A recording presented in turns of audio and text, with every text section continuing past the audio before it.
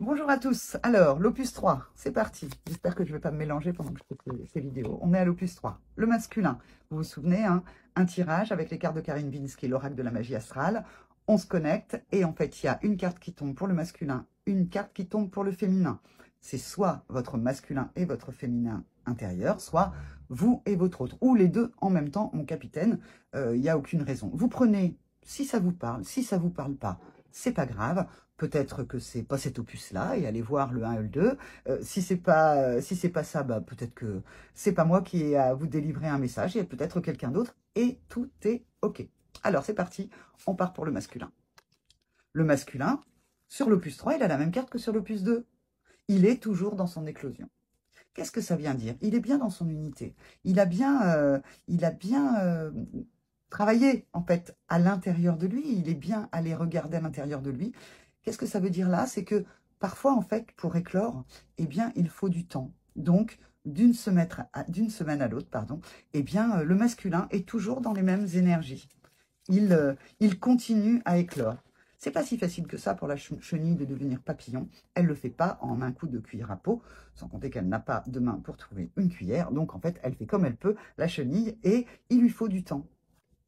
Et le féminin, eh bien, elle impose sa chance. Le pôle féminin impose sa chance avec le Capricorne. Comme moi, je n'y connais rien en termes de signes du zodiaque, je vais aller regarder ce que nous dit Karine dans le livret. Là, ce qui me vient, que je vois quand même, c'est qu'on a un 10 et un 10. Donc, la féminine, elle aussi, arrive dans le 10 réduit. Ça fait 1 en numérologie, dans un nouveau commencement, dans quelque chose de nouveau. Hein. Donc, mais que vient nous dire la carte 10, le Capricorne impose sa chance. Je vous laisse aller, je ne vais pas aller relire l'éclosion quand la chenille devient papillon.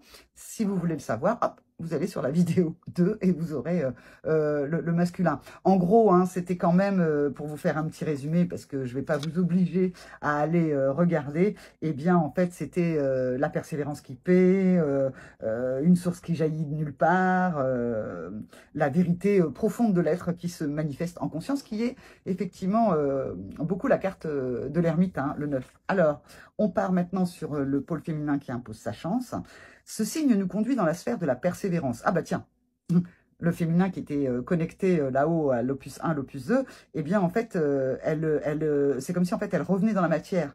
L'idée est de voir loin et grand avec des objectifs précis. Si vous avez tiré cette carte, c'est que vous avez sûrement besoin de structurer davantage vos projets qui sont peut-être flous ou mal définis. Posez-vous les bonnes questions et mettez au clair les moyens d'action.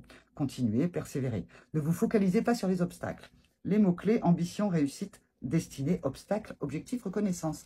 C'est intéressant que là, le masculin et le féminin sont tous les deux dans quelque chose de nouveau. On leur demande tous les deux d'être persévérants. On demande à la féminine qui a été connectée à la source, à quelque chose de plus spirituel et peut-être, entre guillemets, de plus léger, de revenir en elle, de faire le mouvement inverse et de revenir en elle pour pouvoir imposer sa chance. C'est-à-dire que les messages qu'elle a pu connecter à la connexion divine, eh bien, en fait, maintenant, il faut les intégrer et voir ce qu'elle va en faire et qu'est-ce que ça peut devenir comme projet. Souvent, le pôle féminin est très impatient. J'ai une idée, je la mets en place. Sauf que là, on dit féminin, t'es bien dans ta nouveauté, mais pour imposer ta chance, eh bien, prends le temps de regarder qu'est-ce que tu veux en faire. Il y a peut-être beaucoup de scénarios qui peuvent s'ouvrir pour les féminins et pas forcément la première idée qu'elles ont eue ou qu'il a eu, puisque c'est un pôle.